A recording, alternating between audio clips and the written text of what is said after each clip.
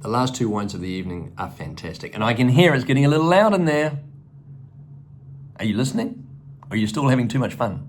Anyway, so Hillary is our last daughter. She was born in 2002, and she is an engineer.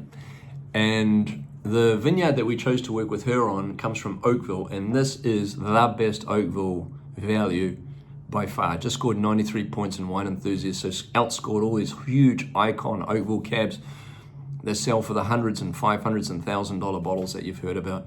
And this vineyard sits right in between Opus and Mondavi and Nickel and Nickel. I mean, you can't get much better than that. And so,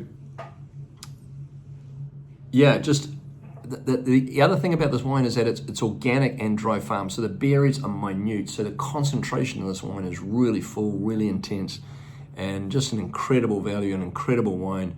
So I hope you really get to enjoy it. And then the last wine that you're trying this evening is the hardest vineyard I grow.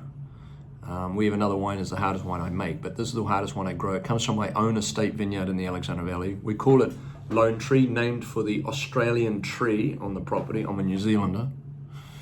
What are you going to do with an Australian tree? Ring-dingy! No, but we didn't. We called it the Lone Tree because it's a eucalyptus, or we call it gum tree, and that's where the name comes from. The label has a pair of boots that I used to wear when I walked around Simi. The faded out writing you can't read is my sort of proclamation for fish-friendly farming, organics, biodynamics, and regenerative farming, which is what I'm all about. The signature, Nick Goldschmidt's signature, is actually John Hancock's signature that I stole from the Constitution. So, but the wine itself, it's regenerative and dry farm. So regenerative farming means no naked earth, no plowing, no disking, obviously no fungicides or anything like that, no herbicides. And then being dry farmed, again, the berries in highly concentration. So you're tasting an organic wine with Hillary versus a regenerative wine with Forefathers. Anyway, I hope you enjoy the wines this evening. I wish I had a photo to show you of all my children that would encourage you perhaps to buy a few more bottles of wine this evening.